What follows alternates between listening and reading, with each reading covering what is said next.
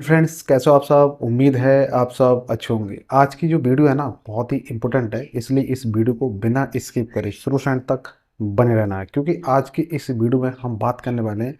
बहुत सारे ऐसे हमारे भाई लोग हैं जो कि एपीएस का न्यू काम स्टार्ट करना चाहते हैं, अकाउंट ओपनिंग का न्यू काम स्टार्ट करना चाहते हैं, मनी ट्रांसफ़र, ठीक है, और कैश विड्रॉल, कैश डिपॉजिट, इसका नया काम करना चाहते हैं मार्केट में, या फिर ऑलरेडी आप कर रहे हो।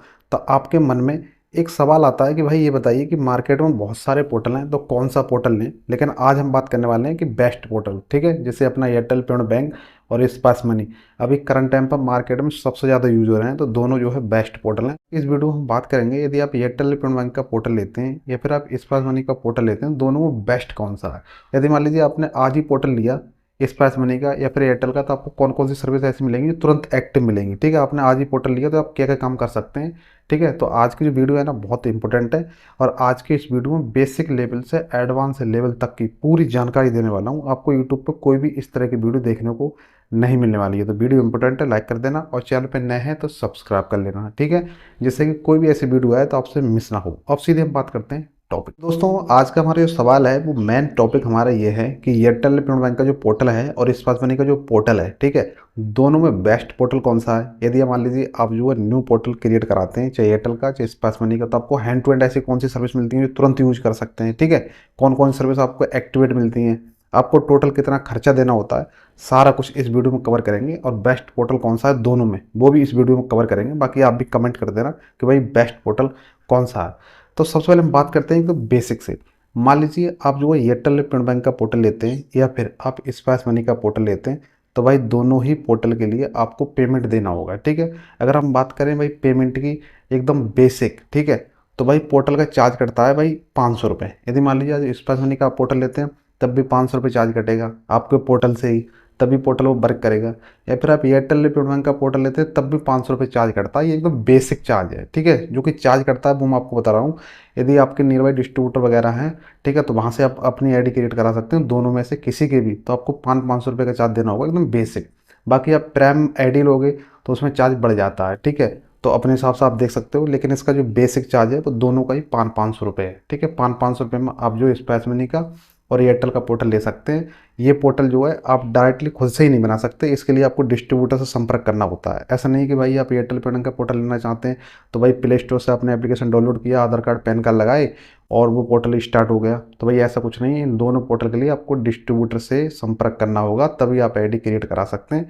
बेसिक चार्ज है भाई इसका 500 रुपये दोनों का। तो भाई यहाँ तो बात एकदम बराबर हो गई कि भाई 500 रुपये चार्ज है एयरटेल का और 500 रुपये स्पाइस मनी का, तो कोई सा ही पोर्टल ले सकते हैं। ठीक है, अब हम बात करते हैं, मान लीजिए आपने स्पाइस मनी का पोर्टल लिया, ठीक है, आपने 500 रुपये चार्ज दे दिया, स्पाइस मनी का पोर्टल ले लिया, तो आपको कौन कौन सी सर्विस ऐसी मिलती है तुरंत यूज कर सकते हैं। ठीक है, तो भाई तुरंत आप यूज कर सकते हो आप एपीएस, मतलब आप आधार कार्ड से आप पैसे निकाल पाएंगे किसी भी कस्टमर के। ठीक है, ये आपको सर्विस हैंड टू हैंड मिल जाती है स्पाइस मनी में।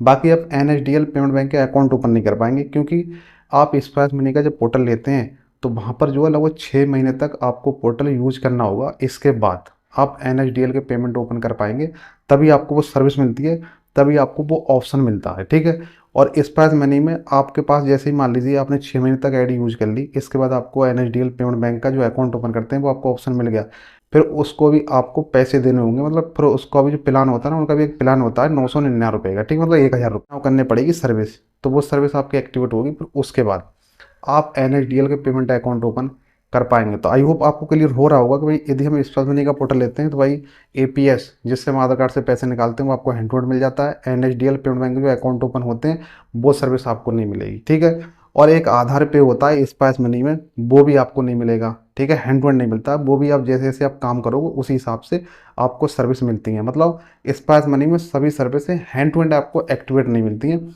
कुछ सर्विसें एक्टिवेट होती हैं, कुछ सर्विसें आप जैसे जैसे पोर्टल चलाओगे पुराने होते जाओगे उसी हिसाब से कंपनी वो सर्विसें एक्टिवेट करती जाती है, और आपको चार्ज भी देना होता है। मान लीजिए आधार पे है तो उसका कोई चार्ज नहीं, वो तो 15 या 20 दिन में आपका एक्टिवेट हो जाएगा। ठीक है, और मान लीजिए उसमें पैन कार्ड की एक सर्विस होती है, तो भाई पैन कार्ड की सर्विस के लिए 249 रुपये का आपको फिर से चार्ज देना होगा स्पाइस मनी में। ठीक है, तो उसमें कुछ है, क्योंकि स्पाइस मनी एक पोर्टल है, वो अपने आप में कोई बैंक नहीं है, तो वो जो है एक टाइप करके चलता है, मतलब जो है बैंकों से कनेक्ट होकर टाइप करके चलता है, इसलिए आपको वहाँ पर बार बार पेमेंट देनी होती है हर सर्विस की। ठीक है, बाकी अब D2S रिचार्ज हो गया, बीमा हो गया, ये सारे काम तो आप बेसिक हैं, ये आराम से कर पाएंगे। ये आपको जो है सर्विस है आपके हैंड टू हैंड एक्टिवेट हो जाती है स्पाइस मनी में, ठीक है। खाली आपके लिए एनएसडीएल पेमेंट बैंक नहीं मिलेगा, ठीक है, पहली बात। आप जो है पैन कार्ड नहीं बना पाएंगे, ये भी नहीं मिलेगा आपको। कुछ न्यू न्यू सर्विस होती हैं वो आपको नहीं मिलेंगी, लेकिन जो बेसिक सर्विस होती हैं जैसे कि मोबाइल का रिचार्ज करना, ठीक है, आधार कार्ड से पैसे निकालना, मनी ट्रांसफ़र करना, ठीक है, ये कुछ बेसिक सर्विस हैं जो कि आपको हैंड टू हैंड एक्टिवेट मिल जाएंगी आप स्पाइस मनी का पोर्टल लेते हैं तो, ठीक है। तो आई होप आपको क्लियर हो गया होगा भाई। यदि आप स्पाइस मनी का पोर्टल लेते हैं तो भाई 500 रुपये चार्ज आपको पहले देना होगा। इसके बाद आपको 6 महीने तक आईडी यूज करनी होगी, फिर आपको एनएसडीएल पेमेंट बैंक का राइट्स मिलेगा। फिर उसमें भी आपको 1000 रुपये लगाने पड़ेंगे, तभी आप एनएसडीएल पेमेंट बैंक के अकाउंट ओपन कर पाएंगे, ठीक है। आधार पे की सर्विस है वो हैंड टू हैंड नहीं मिलेगी, उसके लिए भी आपको 15 से 20 दिन पोर्टल यूज करना पड़ेगा, ठीक है।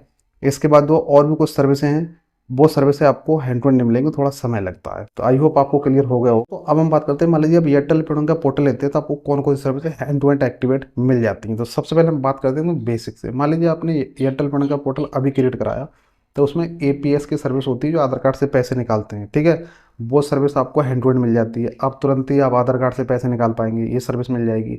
इसके बाद आप अकाउंट ओपनिंग की जो सर्विस होती है वो आपको मिल जाएगी, तुरंत आप अकाउंट ओपन कर पाएंगे, तुरंत गूगल पे, फ़ोन पे, पेटीएम आप हैंड टू हैंड चालू कर देंगे कस्टमर का, ठीक है। वो सर्विस आपको हैंड टू हैंड मिल जाएगी। और डीबीटी लिंक कर सकते हैं, जैसे किसी का सरकारी पैसा वगैरह रुका हुआ है तो वो भी अभी एयरटेल से हैंड टू हैंड कर लेंगे। बाकी D2S रिचार्ज, बीमा वगैरह वो सेम ही रहती हैं, ठीक है, मतलब सर्विस लगभग सेम रहती हैं। और इसमें जो है एयरटेल में आप पैन कार्ड नहीं बना सकते, ये सर्विस यहाँ पर नहीं है। लेकिन एयरटेल में आप माइनर अकाउंट ओपन कर पाएंगे बच्चों वाले, वो सर्विस इसमें एक्टिवेट है। तो कहने का मतलब ये है कि जो सर्विस हैं वो लगभग सेम बराबर हैं दोनों में। और इसमें आपको सबसे बड़ा बेनिफिट ये मिल जाता है एयरटेल में, यदि मान लीजिए आपने एयरटेल पेमेंट का पोर्टल एक बार ले लिया, आपने एक बार इन्वेस्टमेंट कर दिया 500 रुपये का, या फिर आपने डिस्ट्रीब्यूटर से 1000 रुपये की आईडी ले ली, ठीक है, थोड़ी महंगी ले ली, तब भी कोई दिक्कत नहीं है, आपका इन्वेस्टमेंट एक बार है।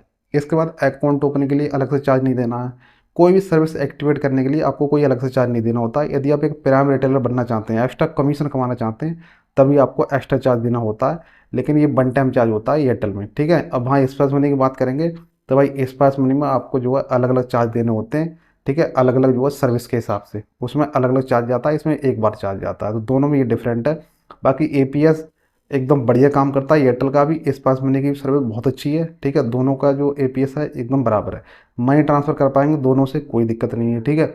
बाकी सर्विसेज सब सेम है, ठीक है। D2S रिचार्ज, मोबाइल रिचार्ज वगैरह ये बेसिक चीज़ें हैं, वो दोनों से ही कर पाएंगे, ठीक है। तो दोनों में जो है जो अंतर है वो आप समझ पा रहे हैं कि भाई क्या अंतर है, ठीक है। बाकी आप कमेंट कर देना कि भाई दोनों में से बेस्ट पोर्टल कौन सा। तो एयरटेल पेमेंट बैंक का पोर्टल या फिर स्पाइस मनी का पोर्टल आप लेते हैं तो तुरंत आपको कौन कौन सी सर्विस मिल जाती है, क्या क्या काम कर सकते हैं। मैंने एकदम बेसिक कुछ चीज़ें हैं जो मैंने आपको बता दी, बाकी ऑलरेडी आपको पता है भाई, आप मार्केट में काम करते हैं, ठीक है। ज़्यादा डिटेल में वीडियो बनाने की जरूरत नहीं है, लेकिन मैंने यहाँ पर आपको समझाया कि यदि आप स्पाइस मनी का पोर्टल लेते हैं तो आपको तुरंत कौन कौन सी सर्विस मिलती है, फिर आपको एक्स्ट्रा चार्ज क्या क्या देने होते हैं, ठीक है। कुछ लोगों के सवाल से रहते हैं जो कि यूट्यूब पर सर्च करते हैं, तो यदि इस वीडियो को आपने पूरा देखा शुरू से अंत तक, तो जो भी आपके मन में डॉट्स हैं, जो सवाल हैं, उनके कुछ ना कुछ तो वही आंसर आपको मिल गए होंगे।